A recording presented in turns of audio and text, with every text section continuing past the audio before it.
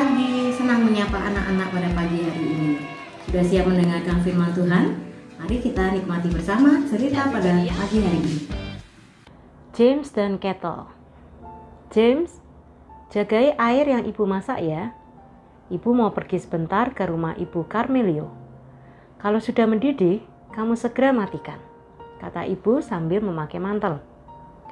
Siap bu, jawab James sambil menghormat seperti tentara. Ibu pun keluar dari pintu, tapi tidak berapa lama kemudian ia kembali melongok di pintu. Jangan nakal, pesan ibu lagi. James mengacukan jempolnya tanda setuju. Ibu pun menutup pintu bergegas pergi. James mengambil kursi dan memutarnya sehingga ia bisa bersandar di sandaran kursi, menghadap ke kettle di atas kompor. Ia memperhatikan kettle itu. Api menjilat bagian bawah kettle. Dari tutup kettle itu terlihat uap berhembus. Rupanya, air di kettle itu hampir masak. Uap makin banyak keluar dari sisi kettle itu, bahkan mulai membuat tutup kettle itu terangkat sedikit demi sedikit. Dan berbunyi, tut. Peluit di tutup kettle itu berbunyi, tanda air sudah masak. James! Teriakan ibu membuat James terkejut dari lamunannya. Aduh James, kamu bagaimana sih? Bukankah ibu berpesan supaya kamu segera mematikan air sesudah airnya masak? Lihat, airnya sampai tumpah-tumpah, kata ibu sambil mematikan air kompor lalu segera menjewer telinga James. Aduh, James meringis kesakitan. Ayah, James mau bertanya. Apakah James boleh bertanya? Tanya James sambil menghampiri ayahnya yang sedang membaca koran sambil duduk di sofa sore itu. Mau tanya apa James? Tanya ayah sambil meletakkan koran dan melepas kacamata bacanya. Ayah, kenapa uap dari air yang dimasak bisa membuat peluit berbunyi? Tanya James. Oh, itu karena uap air yang panas memiliki tekanan. Ayah dengar malah sudah ada orang yang membuat alat yang memanfaatkan tekanan uap itu. Alat itu mampu memompa air dari sumur yang dalam, kata ayah menjelaskan. Wow, benarkah demikian? Jadi uap air yang panas itu punya tenaga sebesar itu? Ya betul, kata ayah tersenyum. Orang menamakan mesin itu mesin uap. Oh, mesin uap ya? Bolehkah aku melihat mesin uap itu? Bolehkah ayah? Boleh ya? Tanya James bertubi-tubi. Ya, ayah mengizinkanmu untuk melihatnya. Nanti kalau sekolahmu libur, ayah akan membawamu melihat mesin uap itu. Asik, seru James sambil melompat-lompat kegirangan. Ibu yang baru datang membawa kopi untuk ayah cuma menggeleng-gelengkan kepala. Anak itu rasa ingin tahunya besar sekali, kata ayah sambil tersenyum dan mengenakan kembali kacamata bacanya. Malam harinya, James tidur sambil memimpikan melihat mesin uap bersama ayahnya. Keesokan harinya, James pulang dari sekolah. Ia selalu membawa kunci rumah sendiri karena ibu bekerja sebagai penjaga toko dan ayahnya bekerja di bengkelnya sebagai tukang kayu dan mereka pulang agak sore. Ia pun segera memanaskan Quaker Oat yang sudah disediakan ibu di atas kompor dan setelah itu ia makan siang. Ketika ia sedang makan, matanya tertuju pada kettle yang kemarin. Tiba-tiba muncul idenya. Ia mengambil kettle itu, mengisinya dengan air, dan merekatkan tutup kettle itu ke kettlenya dengan lakban besar. Ia merekatkan tutup kettle itu kuat-kuat sehingga tidak ada lagi lubang di tutup kettle itu. Ia juga menutup peluit kettle itu.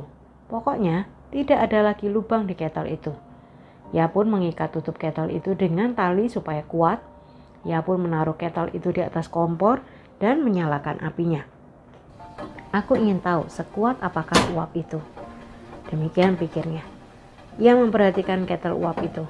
Semenit, 5 menit tidak terjadi apa-apa. James pun membesarkan api kompor itu, lalu memperhatikan kettle itu. Lama-kelamaan kettle itu mulai bergetar. Makin lama semakin kuat. Kettle itu bahkan mulai bergoncang keras. Goncangannya makin kencang. James pun agak takut. Ia mencoba mematikan kompor itu. Tapi goncangan kettle itu membuatnya tidak dapat mencapai tombol kompor. Bunyi kelontangan makin nyaring. James pun takut. Ia takut ia ada dalam bahaya. Ia mundur menjauhi kompor itu menuju pintu, tetapi terlambat. Kettle itu pun meledak demikian dahsyat. James sampai terlempar dibuatnya dan ia pun pingsan karena terbentur meja. Api mulai menjalar, membakar dapur. Untungnya ayah dan ibu segera pulang hari itu. Mereka ada di dekat rumah ketika mereka mendengar suara dahsyat itu. Ayah segera mendobrak pintu dan di saat yang tepat menyelamatkan James.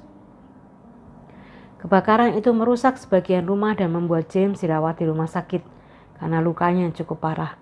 Untungnya James selamat. Bagaimana kalian menilai James? Apakah yang dilakukannya adalah tindakan bodoh? Ternyata 10 tahun kemudian ia bekerja sebagai pembuat instrumen matematika di Universitas Glasgow.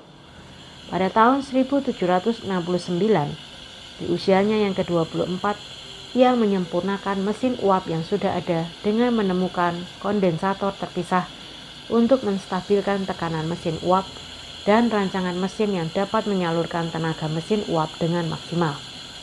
Penemuannya itu membuat mesin uap dapat dipergunakan dengan lebih luas. Karena penemuan James, mesin uap dapat dipergunakan untuk menggerakkan kereta api dan kapal uap. Penemuan James mengubah dunia dengan mempercepat perjalanan dan proses produksi di pabrik-pabrik. Ya, dialah James Watt. 1736 sampai 1819. Namanya diabadikan sebagai satuan tenaga atau watt sampai saat ini. Apa bedanya Petrus dan Yudas? Kedua-duanya mengkhianati Yesus. Petrus menyangkal Yesus di dalam Matius 26 ayat 69 sampai 75. Dan Yudas menjual Tuhan Yesus pada imam-imam kepala. Matius 26 ayat 14 sampai 16. Tetapi mereka berdua mempunyai perbedaan. Yudas mengakhiri hidupnya dengan bunuh diri. Matius 27 ayat 3 sampai 10. Tetapi Petrus bertobat dan kembali kepada Yesus. Yohanes 21 ayat 15 sampai 19. Petrus kemudian hari memimpin jemaat di Yerusalem. Bahkan di akhir hidupnya ia membuktikan kesetiaannya kepada Tuhan. Ia mati sebagai martir dan disalib dengan kepala dibalik atau terbalik. Ia berkata, "Aku tidak layak mati seperti Tuhanku. Salibkanlah aku dengan kepala ke bawah." Nah anak-anak, kegagalan tidak selalu merupakan sesuatu yang buruk. Asalkan kita tahu, di balik kegagalan itu kita mampu belajar dari kegagalan di masa lalu dan berusaha lebih baik untuk masa yang akan datang. Pastilah kita akan menjadi orang-orang yang hebat. Tuhan Yesus memberkati kita semua. Diambil dari rubrik masa kecil majalah Berita GKMI Mei 2015. Demikianlah cerita pada pagi hari ini. Semoga anak-anak semua diberkati dan makin semangat, makin setia untuk mengikuti Kristus setiap hari. Tuhan Yesus memberkati. To the left, to the right, turn around and jump. Let's praise Jesus.